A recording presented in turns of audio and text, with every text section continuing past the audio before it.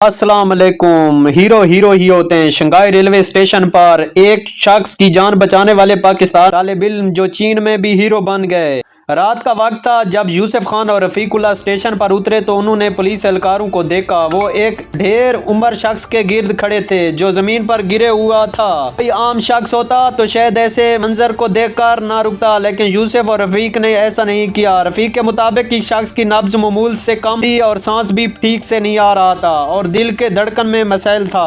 Medical college के final year के तालिब इल्म होने की हैसियत से वो दोनों ये जान चुके थे कि यह अलामत दिल के दौरे की है और बर वक्त तिब्बी इमदाद ना दी गई तो इस शख्स की जान जा सकती है। लेकिन इस स्टेशन पर तिब्बी सहूलत ना थी और एम्बुलेंस का दूर दूर तक पता ना था। ऐसे में रफीक और यूसुफ के पास इस शख्स की जान बचाने के लिए एक ही तरीका था।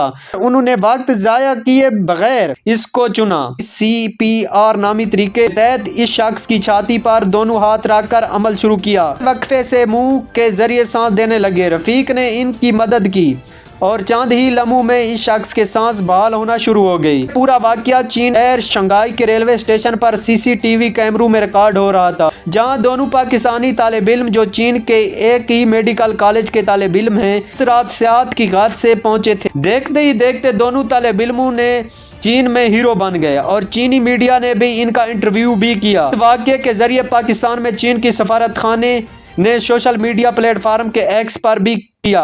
एक पोस्ट में सफारत खाने का कहना था कि मेडिकल की तालीम हासिल करने वाले पाकिस्तानी तालिब इल्मों ने यूसुफ खान और रफीकुल्ला ने शंघाई में एक ढेर उम्र शख्स को हैराना तरीके से बचाया, जिसके लिए इनका सराहा जा रहा है।